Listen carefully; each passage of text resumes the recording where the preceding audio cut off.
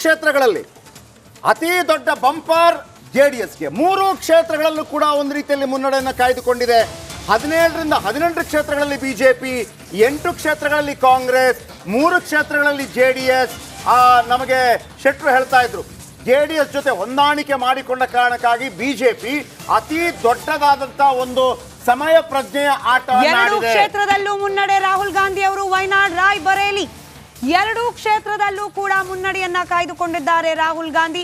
ನಾವು ಈ ಚರ್ಚೆಯನ್ನ ಪ್ರಾರಂಭ ಮಾಡಿದ ಹಂತದಲ್ಲಿದ್ದಂತಹ ಮೂಡ್ಗೂ ಈಗಲೂ ಸಾಕಷ್ಟು ವ್ಯತ್ಯಾಸ. ಶಂಕರ್ ಶೆಟ್ಟಿ ಸರ್, ಸಾಕಷ್ಟು ವ್ಯತ್ಯಾಸ.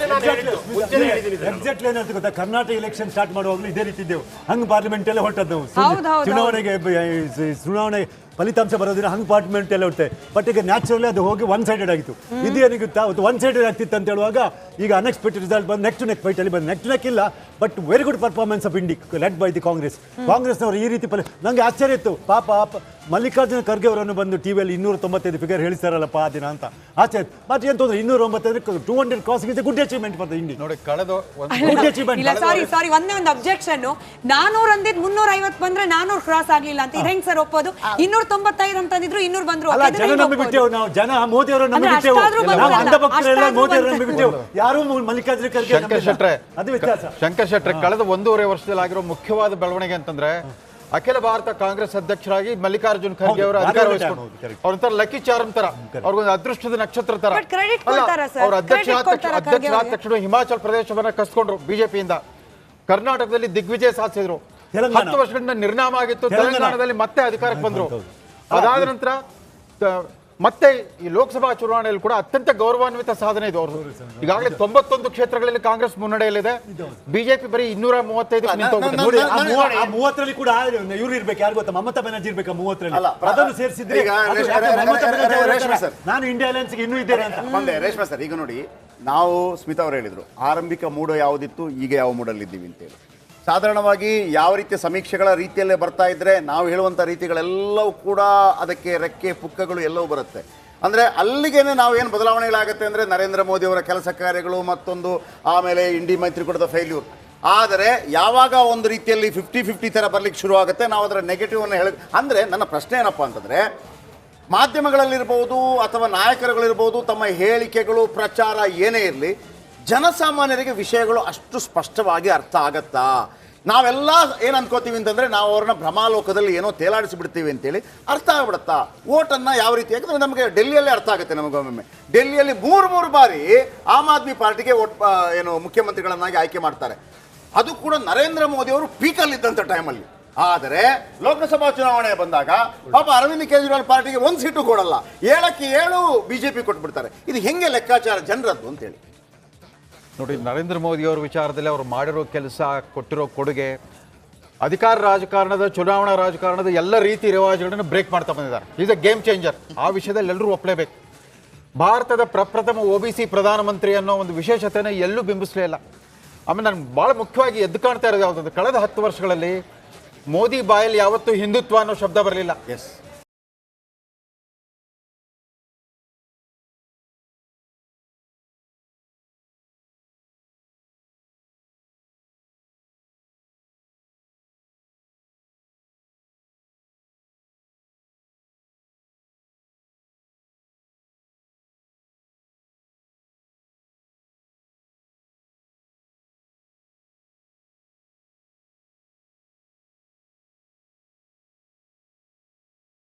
ಹೆಗ್ಡೆವಾರ್, ಗೋಲ್ವಲ್ಕರ್, ಸಾವರ್ಕರ್ ಹೆಸರೆತ್ತಾ ಇರಲಿಲ್ಲ.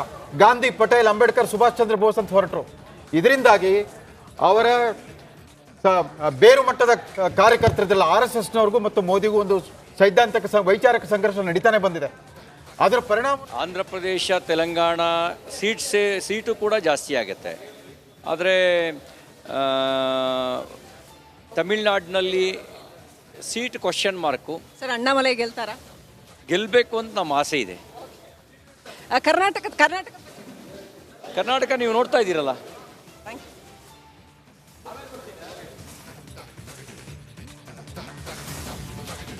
ಗೆಲ್ಲಬೇಕಾ ಅನ್ನೋ ಪ್ರಶ್ನೆಗೆ ಎಕ್ಸಿಟ್ ಪೋಲ್ಗಳನ್ನ ನೋಡಿ ಗೆದ್ದೇ ಗೆಲ್ತಾರೆ ಅಂತ.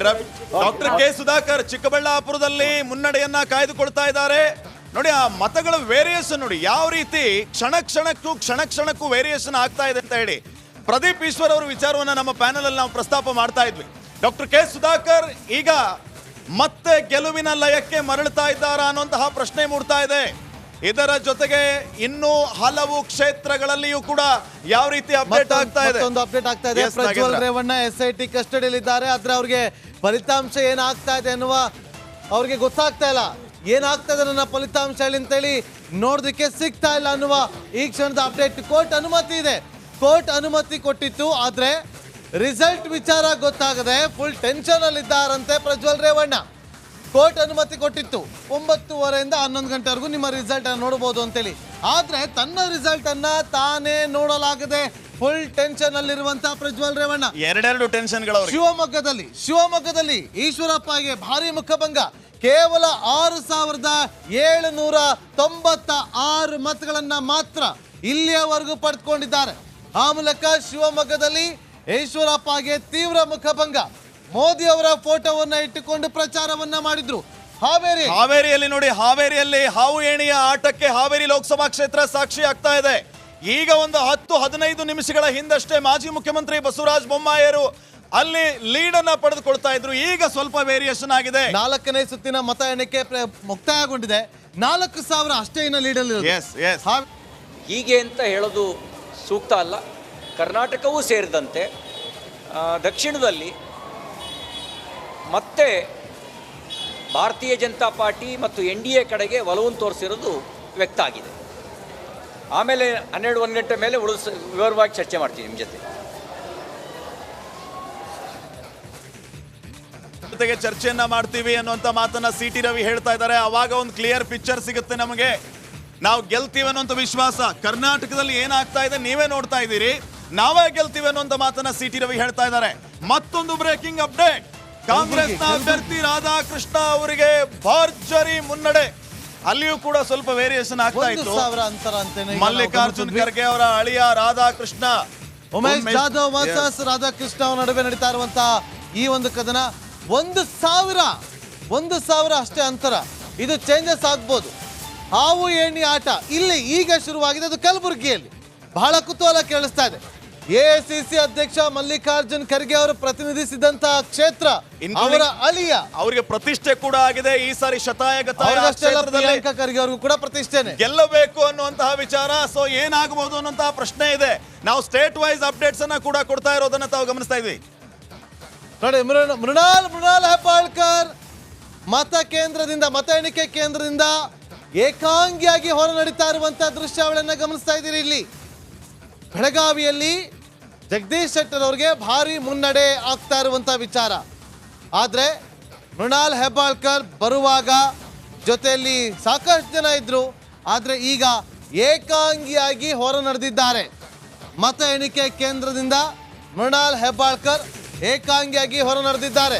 70,221 ಮತಗಳ ಅಂತರದಿಂದ ಬೆಂಗಳೂರು ಗ್ರಾಮಾಂತರ ಲೋಕಸಭಾ ಕ್ಷೇತ್ರದಲ್ಲಿ ಮಂಜುನಾಥ್ ಅವರು ಮುನ್ನಡೆಯನ್ನ ಕಾಪಾಡಿಕೊಂಡಿದ್ದಾರೆ. DKSC ನಿವಾಸಕ್ಕೆ ಆಗಮಿಸಿದ ಸಂಸದ DK ಸುರೇಶ್ ಸದಾಶಿವನಗರದಲ್ಲಿರುವಂತಹ DK ಶಿವಕುಮಾರ್ ನಿವಾಸಕ್ಕೆ ಆಗಮಿಸಿದ್ದಾರೆ. 70,221 ಮತಗಳಿಂದ 70,000 ಮತಗಳ ಅಂತರ. 70,000 ಡಾಕ್ಟರ್ ಮಂಜುನಾಥ್. ಅಲ್ಲಿನ ಜನ ಹೇಳ್ತಾ ಇದ್ರು, ನಾನು ಈಗಾಗಲೇ ಅದನ್ನ ಮತ್ತೊಂದ್ಸರಿ ರಿಕಾಲ್ ಮಾಡ್ಕೊಡ್ತೀನಿ, DK ಶಿವಕುಮಾರ್ ನೋಟು ಡಾಕ್ಟರ್ಗೆ ಓಟು ಅನ್ನುವಂಥ ಮಾತನ್ನೇನು ಹೇಳ್ತಾ ಇದ್ರಲ್ಲ, ಅದು ಮತ್ತೆ ಖಾತ್ರಿ ಆಗ್ತಾ ಇದೆ ಅಂತ ಅನ್ಸುತ್ತೆ. 70,000 ಮತಗಳ ಅಂತರದಿಂದ ಡಾಕ್ಟರ್ ಮಂಜುನಾಥ್ ಮುನ್ನಡೆಯನ್ನ ಕಾಯ್ದುಕೊಳ್ತಾ ಇರುವಂತದ್ದು ಸಹಜವಾಗಿ DK ಬ್ರದರ್ಸ್ಗೆ ಈಗ ಆತಂಕಕ್ಕೆ ಕಾರಣ ಆಗ್ತಾ ಇದ್ದಾರೆ. ನಾವು ಇಷ್ಟೊಂದು ರಣತಂತ್ರ ಮಾಡಿದ್ವಿ, ಕನಕಪುರ ನಮ್ದು, ರಾಮನಗರ ನಮ್ದು, ಚನ್ನಪಟ್ಟಣ ನಮ್ದು, ಎಲ್ಲ ನಮ್ದೇ. ಆದ್ರೆ ಈಗ ಸದಾಶಿವನಗರಕ್ಕೆ ಬಂದಿದ್ದಾರೆ DK ಸುರೇಶ್. DK ಶಿವಕುಮಾರ್ ಅವರನ್ನ ಭೇಟಿ ಮಾಡೋದಕ್ಕೆ ಮತ ಎಣಿಕೆ ಕೇಂದ್ರ ನೋಡಿ. ಕರ್ನಾಟಕದ ನಂಬರ್ಸ್ ಕಡೆಗೆ ಒಂದ್ಸತಿ ಕ್ವಿಕ್ ಆಗಿ ಗಮನ ಕೊಟ್ಬಿಡೋಣ. 17 ಬಿಜೆಪಿ ಸದ್ಯಕ್ಕೆ ಲೀಡಿಂಗ್ ನಲ್ಲಿದೆ. ಹಾಗೆ Congress 8, JDS 3 Hugar sir. Double digit cross ಮಾಡ್ತೀವಿ ಅನ್ನೋ ಆತ್ಮವಿಶ್ವಾಸವನ್ನ KPCC ಅಧ್ಯಕ್ಷರೂ ಆಗಿರುವ DK ಶಿವಕುಮಾರ್ ಅವರು ವ್ಯಕ್ತಪಡಿಸಿದ್ರು. 8 is not also a bad number, ಯಾಕಂದ್ರೆ ಕಳೆದ ಬಾರಿ ಕೇವಲ 1. Compare to last election 8 not a bad number, definitely ಭಾಳ ಒಳ್ಳೆ ನಂಬರು. ಈಗ ಅವರು ಡಬಲ್ ಡಿಜಿಟ್ ಕ್ರಾಸ್ ಮಾಡ್ತೀವಿ ಅಂತ ಹೇಳಿದ್ದು ಯಾವಾಗ ಎಕ್ಸಿಟ್ ಪೋಲ್ ಬಂದ ನಂತರ, ಎಕ್ಸಿಟ್ ಪೋಲ್ ಒಳಗೆ ಬಹಳ ದೊಡ್ಡ ಒಂದು ಅಂತರದ ಸೋಲು ಅವರು ಆಗುತ್ತೆ ಅಂತ ಗೊತ್ತಾದ ನಂತರ ಅವಾಗಲೂ ಕೂಡ ಅವರು ಡಬಲ್ ಡಿಜಿಟ್ ಹೇಳಿದರು. ಅದಕ್ಕಿಂತ ಪೂರ್ವದಲ್ಲಿ ಡಿ ಕೆ ಶಿವಕುಮಾರ್ ಅವರ ಲೆಕ್ಕಾಚಾರದಲ್ಲಿ ಕನಿಷ್ಠ 18 ಕ್ಷೇತ್ರಗಳಲ್ಲಿ ಕರ್ನಾಟಕದಲ್ಲಿ ಕಾಂಗ್ರೆಸ್ ಗೆಲ್ಲತ್ತೆ ಅನ್ನುವ ಒಂದು ಲೆಕ್ಕಾಚಾರ ಅವ್ರದ್ದು ಇತ್ತು. ಈಗ ಬಹುಶಃ ನನ್ನ ಪ್ರಕಾರ ಒಂದು 5-6 ಸುತ್ತಿನ ಕೌಂಟಿಂಗ್ ಆಗಿರ್ಬೋದು. ಇನ್ನು ಏನೇನು ಎಲ್ಲಿ ಅಂತರ ಎಷ್ಟಿದೆ ಅನ್ನೋದು ಕೂಡ ನಾವು ನೋಡಬೇಕು. ಎಲ್ಲಿ 50,000 ಅಥವಾ ಅದಕ್ಕಿಂತ ಹೆಚ್ಚು ಅಂತರ ಇದ್ದರೆ ಅವಾಗ ಅದು ಚೇಂಜಸ್ ಆಗುವ ಸಾಧ್ಯತೆಗಳು ಕಡಿಮೆ. ಕುಮಾರಸ್ವಾಮಿ ಅವರು 1,20,000 ಚೇಂಜಸ್ ಆಗುವ ಸಾಧ್ಯತೆಗಳು ಕಡಿಮೆ. ಆದರೆ ಇಲ್ಲಿ ಎಲ್ಲಿ 10,000, 20,000, 30,000 ಏನು ಅಂತರ ಇದೆ